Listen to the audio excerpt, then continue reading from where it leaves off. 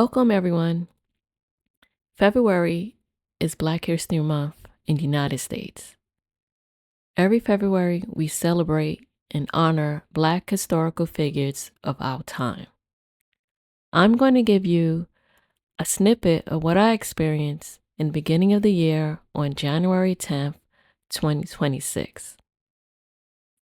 I went to see a theater performance in the East Village in New York given by actor and playwright Roger Guenveur Smith.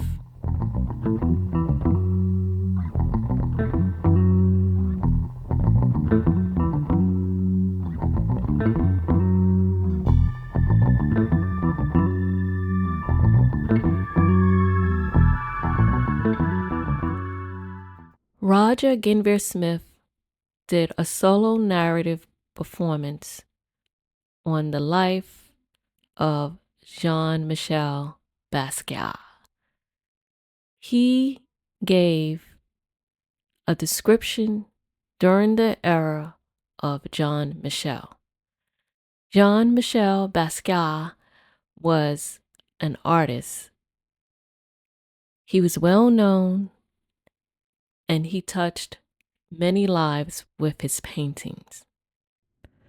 Roger Guenveur Smith and Jean-Michel Basquiat met in Los Angeles, where Jean-Michel was painting in a Venice studio, and Smith was rapping as the Hollywatts on the fertile 1980s club scene.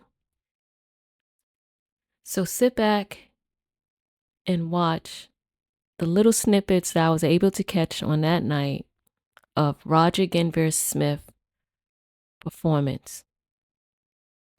Jean-Michel Basquiat had a signature in most of his paintings.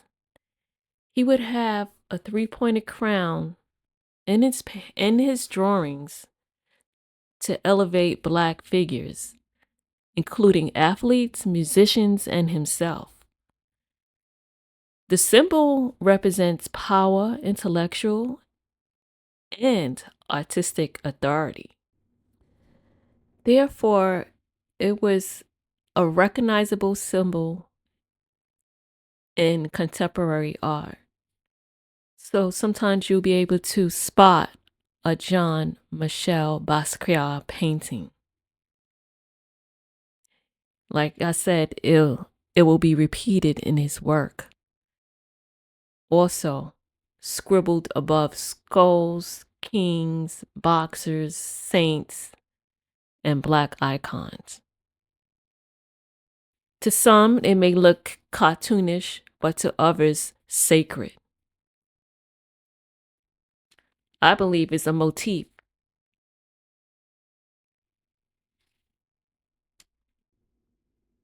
The crown wasn't just a symbol of royalty. It was like a code, a signature, a form of resistance, and a radical act of recognition. And you'll find it on one of his paintings that he did of a drawing of a dinosaur. Jean-Michel began his artistic career as a graffiti writer under the tag SAMO, short for Same Old Shit, in the late 1970s, along with fellow artist Al Diaz. Even then, his visual language was rooted in symbols, quick, potent forms that could speak volumes from a wall or a subway car.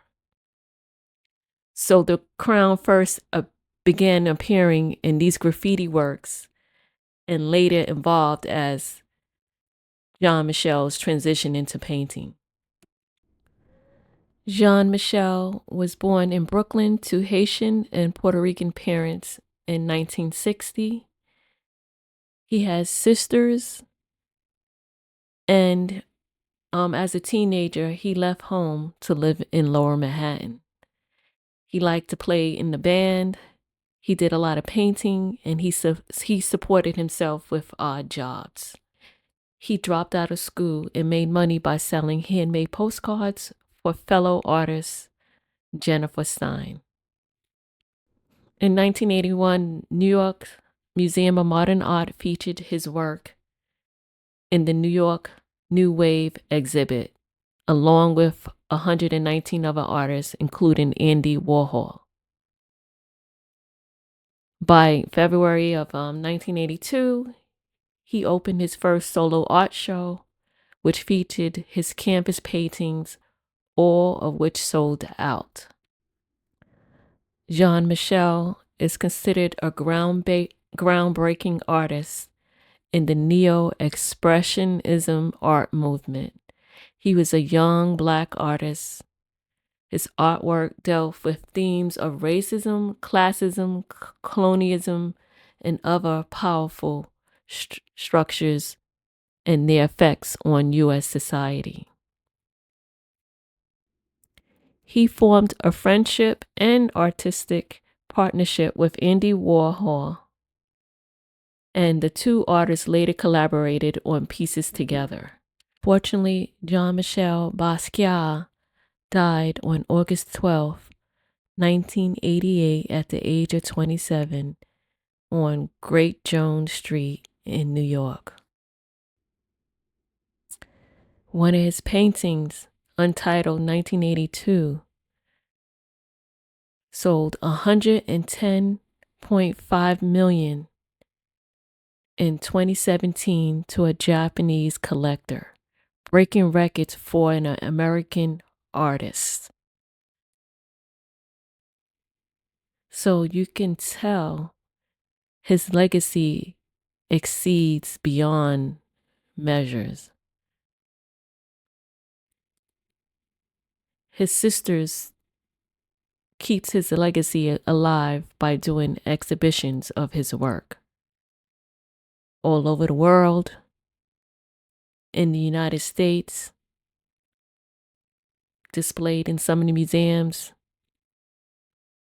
If you so happen to hear about an exhibition of his work, I highly recommend you check it out. As you can see, his artwork is still inspired today in the fashion industry. Artists of all forms continue Jean-Michel's commentaries on racism through their own work. I created a little graphic design of what I got from pieces of his work to show you the motifs and symbols that he uses in his paintings.